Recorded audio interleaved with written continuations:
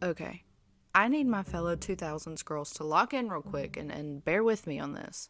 Do you remember when you would go to Walmart or like your local grocery store with your mom and you would immediately run over to the magazine kind of book area looking for J14? You're looking for Teen Bop, you're looking for Tiger Beat or 17 magazines. Yeah, because I did. I did. And if you were lucky, she would buy it for you. And there'd be one of those giant, like, folded posters inside. Like, I specifically remember having a Zac Efron and Vanessa Hudgens, like, High School Musical poster on my wall. And these posters were either, like, an 8x10 manageable, or they were so big that they would take up half of your wall. I remember my Twilight one did. I had it in a corner so it looked like it was 3D, and that was my prized possession. But we would all collectively decide, yep, that's my man. That's my man. Like, we all believed that we had a chance with Zac Efron at 9 years old.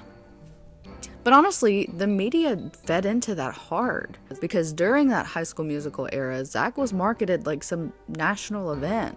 Like, he wasn't just some 18-year-old brand new actor. He was on nearly every magazine cover, sometimes with his co-star and girlfriend, Vanessa Hudgens. He was doing interviews. He was on just about every red carpet. That boy was everywhere. Which is why I think a story like this is so interesting, because while most of us eventually kind of took the posters down and grew up and we moved on with our lives, the internet became obsessed with the one woman who maybe never fully did. And that woman is Nikki Blonsky. Welcome to Chasing Midnight. If you're new here, I'm Isabelle, and I'm here to bring you all things weird and mysterious and spooky. So go hit the subscribe button while you're already here if you're not already subscribed. As for tonight, I thought that I would change the tone from cryptids in our last episode to one of the weirdest long-running celebrity stories that the internet has collectively just latched onto. We're going to talk about the ongoing saga of Nikki Blonsky and Zac Efron. Now listen, I know things look a little bit different. They look a little bit different in every episode, let's be so real. I got my tea, it's just me, it is stormy outside, and we're going to get into it.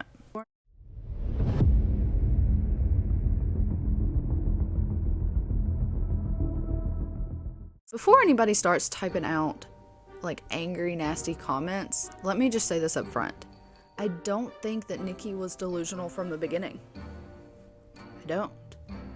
In fact, after going back and watching all of these old interviews, I actually think that the media, the interviews, and honestly, Zac himself helped create this narrative during the Hairspray press tour era.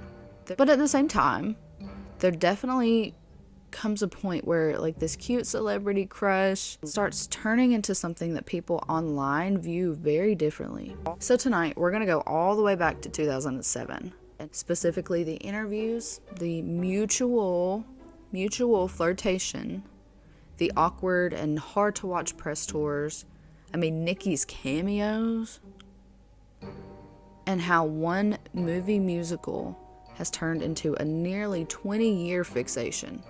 So let's start with the movie itself. In July of 2007, Hairspray, a movie based on the 1988 film, comes out, and it is an instant hit. If you haven't seen it, the basic synopsis is this, and I'm going to read it for you.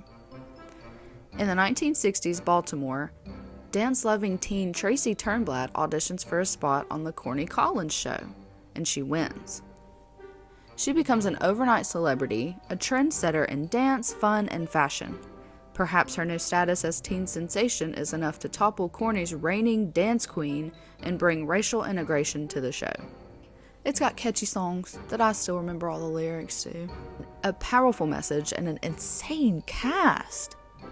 You've got people like John Travolta, you've got Queen Latifah, Christopher Walken, Michelle Pfeiffer, Amanda Bynes. You have James Marsden, and the list just goes on. And then there's Zac Efron, who at this point is basically the biggest teenage heartthrob on the planet because of High School Musical that had just exploded. But you also have Nikki Blonsky. Nikki was this unknown teenager from Long Island who worked at an ice cream shop before getting cast as Tracy Turnblad, which is the leading role in Hairspray. And then overnight, her entire life pretty much changed, as it would for any of us randos getting casted in this highly anticipated movie that had been so hyped up. But, I mean, critics and audiences loved her. It was hard not to. She was funny, charismatic, talented, and honestly, I think she was perfect for the role. For a while there, it looked like Hollywood had found its next huge star, and even in interviews, she's funny, and she's normal.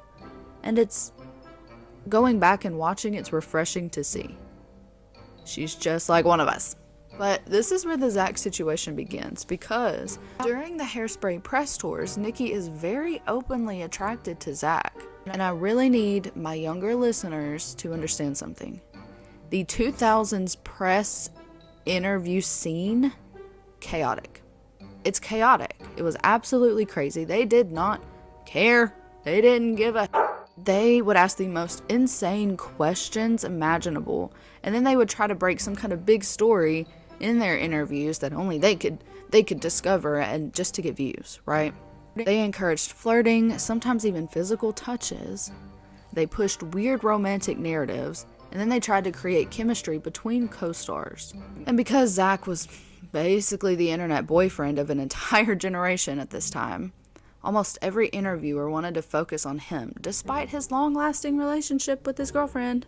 Now, if you've only heard people talk about this situation online today, or if this is the first that you're hearing of it, they make it sound like Nikki was standing in corners and whispering Zac's name while he's terrified off to the side. Imagine, like, the movie Obsession that just came out. But when you actually go back and watch these interviews and pay attention to the wordings and the body language and everything involved, that's not the vibe at all. I think this is a classic case of blaming the girl for feeling like she's got a chance. There are multiple interviews where Zac is joking with her, he's flirting back, he's smiling, he's teasing her, and then he's fully participating in whatever bit that the interviewer is throwing out there. He's wrapped his arms around her. He said once that he likes bigger girls, that they carry more personality. And even when asked who of the cast that he would date, he then said that he and Nikki have a little thing going on. Like, let me just show you. Today on the internet, somebody sent me something that teenhollywood.com. Part of my research was reading all the teeny bopper magazines. Mm-hmm. Of course. There's all this stuff about, like, you guys are best friends. But this one is like, I like big girls. Yeah. Oh, is that what I said? Yeah. He does. It's like, because they're larger than life and they're comfortable in their skin. So I'm rock on. It's true. It's That's true. Sweet. I always say, it's so funny. But one of the main reasons I can relate to Link is because, I'm not all about these, like, super, super skinny, perfect girls. That's so Hollywood. That's not what girls are about. It's self-confidence. It's sense of humor. It's fun. It's what you do. It's how comfortable you are. It's how you shake your stuff. And that's, And that is what you do. Nikki's got some stuff to shake. Yeah. And I shook it all for him, didn't I? So what is the nature of your guys' relationship? Best pal. Well, no. We don't want to say. We don't like to leave that open. The mystique of the film. Yeah, Do you guys, like, we see keep each other it between still? us. Oh, yeah, we see each other all the time. Yeah. Now, if you're just listening to this episode as audio, I would suggest swapping over to YouTube so that you can get the full experience for this episode, because you'll need it. There's also one interview where the host is basically trying to force them into discussing whether they'd kissed each other. There are interviews where Nikki openly says that she has a crush on him, and Zac just plays along. There's an email question here. This question is for Zac. Zac, you end up falling for Nikki in the movie, which made me wonder if you're to date anyone in the cast of Hairspray, who would it be and why? Oh, man. Put me on the spot here. Oh, man. You know what? I do have to say, I think me and Nikki got a thing. I don't know what it is, but... She was so easy to work with. We didn't rehearse that kiss. It was all natural. Was it natural? Baby. All natural. How natural? Like natural enough to kiss again on television, or not that natural? Oh! I don't know. Up to you here. A quick one? All right. Let's do it, Tracy. Come on, baby.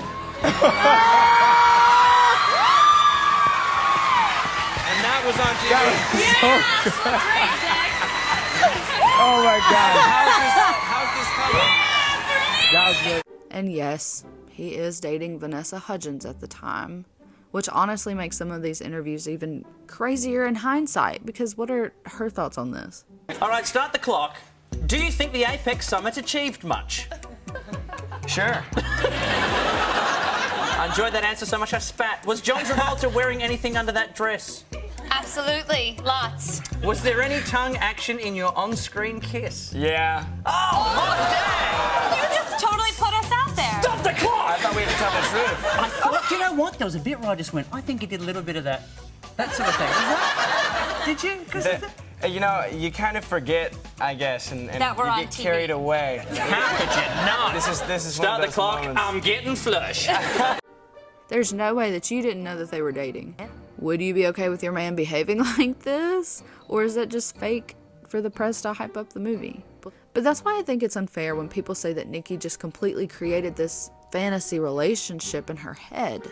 Because if you were an 18 or 19-year-old girl filming a romantic musical with Zac Efron, who is also 18 years old at the time, spending months together, doing endless press tours, having interviewers constantly commenting on your chemistry with each other, while Zac himself is joking and flirting back publicly, I can absolutely understand how the lines might get blurred.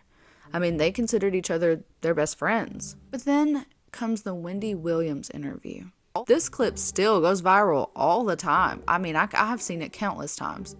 Wendy asks Nikki if she thinks Zac and Vanessa are gonna last, and Nikki immediately says no.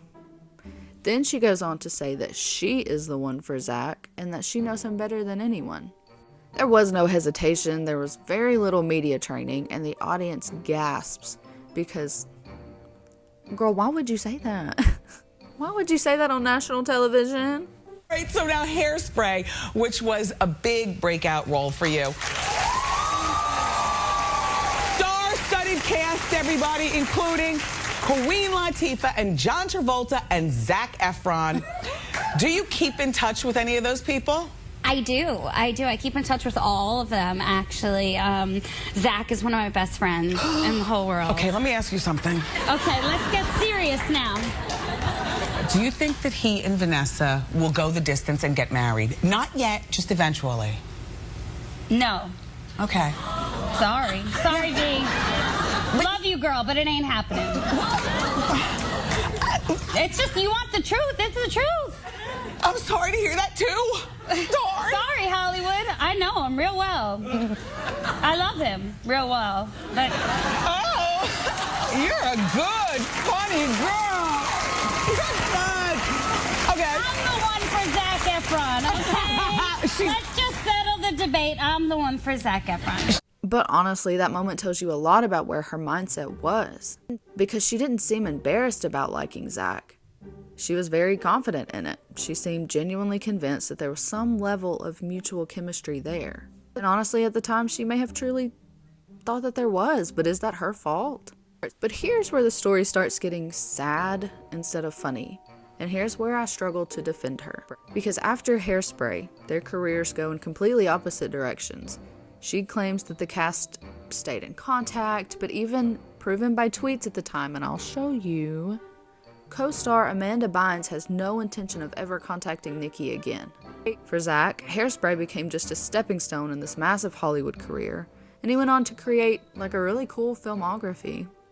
He even still speaks highly of Nikki, but it's easy to say that she was just kind of left in the dust. So by then, he is booking huge movies. He is transitioning into more adult roles, and he keeps growing more famous, and eventually he travels the world for his little show that was on Netflix. He dates other celebrities, and he builds this entire life outside of the Disney Channel. But for Nikki, Hairspray kind of remains the peak for her. Now, she did continue acting. I don't want to act like she just disappeared immediately, because she didn't. She was in Ugly Betty, she starred in Queen Sized, and she did TV appearances and other little small projects, but nothing ever reached Hairspray level for her again. And honestly, Hollywood in the late 2000s was brutal towards plus-size actresses. She even said so herself on that Wendy Williams interview, and once the excitement around Hairspray kind of died out, it felt like the industry really didn't know what to do with her anymore. You're 21. Yes. And you did spend some time out in Hollywood to do a little bit of, work. Yeah. While you're out there, do you feel weight discrimination? Absolutely. There's always people telling me, lose weight or you won't get a role, or, and it's just like, who are you? It's like, I am going to live my life for me. Don't tell me what to do. Yeah. It's like, if I lost weight, I probably wouldn't have gotten Will and Huge or Tracy Turnblad, so that would have been 2 bummers. Case closed, people. Exactly. So case closed. This isn't going anywhere. And Meanwhile, the internet never let the Zac thing die. I mean, it's kind of hard to when over the years Nikki has continuously mentioned him publicly. She'll post Hairspray throwbacks. She'll introduce herself as Nikki Blonsky from the movie Hairspray. And she'll try to reach back out publicly to co-stars. And at first people thought it was cute. I mean, she did get that recognition of being Zac's best friend. But then years just kept passing, and eventually everybody got tired of her still talking about that era, and him specifically. But then TikTok. The people of TikTok, the wonderful people of TikTok, discover that story, and it just goes haywire. And this is where every internet situation somehow evolves into its final form. But suddenly, entire compilation videos start appearing everywhere. Now, you have teenagers born after High School Musical making commentary videos about Nikki Blonsky being secretly obsessed with Zac Efron for 20 years. But here's the thing that I keep coming back to while researching. I honestly think that the internet became just as obsessed with this narrative as Nikki ever was. I mean, let's be so real, because everything that she does now, there's somebody in the comments saying, "Where's Zac?" Or, "Do you still love Zac?" But this is where her cameos come in. For some of my listeners who may be a little bit older or maybe a little bit more out of touch, let me just explain what Cameo is before we get into this. So Cameo is this app that gives you access to celebrities for a fee. Like, you can give them a topic and pay for them to send you a video of them talking about this topic. For example, one year I gifted an ex-boyfriend of mine a video from his favorite football player telling him happy birthday and wishing him luck in college and whatnot. And it was like $10. But it's personal, and it feels cool to be on that receiving end. Like, this untouchable person from Hollywood knows your name. Now, Nikki Blonsky joined the app, and if you haven't seen her cameos, you need to watch them to get the full experience, because I really only have time to put a couple right here. But they're honestly kind of surreal. Not because they're evil or scary or anything like dramatic like that, but they're just really emotional. You are never without love. Your BFF Colin and I are sending you so much light and love. I heard that you watch Hairspray every night. It's your comfort movie, and just knowing that that's your comfort movie brings me comfort. I'm so happy to hear that. And I heard that I am your biggest inspiration. Hannah, you're going to make me tear up. Thank you. Thank you so much for the love. I really appreciate it. They get very theatrical, and she's very high energy, and it's just really, it's kind of overstimulating. Hi, John. It's Nikki Blonsky here.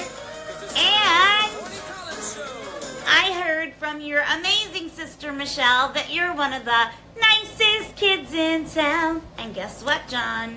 I heard that it's your birthday. Yes. Hey, John, welcome to your 30s. Sometimes she'll sing songs from Hairspray, and sometimes she goes on an emotional tangent about something completely unrelated to the topic that you gave her. So she's going on this rant for 5 minutes, and then eventually circles around to happy birthday. I am obsessed with old Hollywood, and I heard that you are known as your mom and grandma's favorite influencer. That's epic. I heard you give amazing grave tours at Hollywood Forever Cemetery, which, by the way, I released Hairspray there one night, and it was amazing. Sometimes it feels less like a celebrity cameo and more like your theater friend just FaceTiming you, like probably after a night at the bar. I'm just a girl from Long Island, and I can't tell you the impact that, theater teachers have, music teachers have, and theater teachers have. But because people already have this obsessive image of Nikki, those videos started getting reposted everywhere. Suddenly people are calling her unhinged, they're mocking her, and they're making the topic explode. I mean, probably more than it should have. And after a bit, some of it starts feeling mean. Because underneath all the jokes, I think there's actually something really human happening here. Let's just imagine real quick. Your biggest career moment happens to you when you're just 18 years old. I mean, she only turned 18 during filming, so she got casted at 17. Then the world spends years associating you with one person and one era. Imagine that every interview, every comment section, every clip drags you back to that same point in your life over and over again, because that's all that you're really known for. At some point, I wonder if Nikki is less attached to Zac himself or just that era and what it represented for her. It gave her a taste of fame, that excitement, the attention, even the validation that she could do it as a plus-size woman. And because Zac was such a big role in that, he then becomes tied to that nostalgia and that love for the era. Now, do I understand why people eventually became uncomfortable with how long that this went on? Yeah, no, I get it, I do. Because there is a point where repeated mentions start feeling less like harmless throwbacks and, Throwback Thursdays, and more like somebody emotionally frozen in time while the rest of the world just keeps moving. And at what point does she stop talking about this and him? But I also think people flatten this story into, haha, Nikki's obsessed with Zac Efron, when I think it's way more complicated than some people want to give it credit for. Hollywood basically built her up, then they eventually abandoned her and said that she wasn't good for anything else. The internet turned this real woman into a running joke, and I can't say that her actions have helped that, but honestly, I'm no better than anyone else when this is the topic of today's episode as well. But it just goes to show that the public moments in somebody's life can follow them forever. And maybe the truth behind it all is just that Nikki Blonsky had a very public crush during one of the biggest moments of her life, and the internet decided that she'd never be allowed to outgrow it.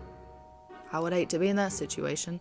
But anyways, if y'all enjoyed today's episode, make sure to follow Chasing Midnight on Spotify, Apple Podcasts, YouTube, all of the places. I am everywhere. I'm everywhere. And if there's another weird celebrity rabbit hole, maybe a mysterious story, or some kind of gossip that you want to dive into because we're just besties hanging out, let me know. You can comment down below. You can send me an email. Anyways, I'm going to go enjoy the sound of the rain. I'm probably going to take a nap. I'm probably going to go back to sleep. Okay. Night, love you. Mwah.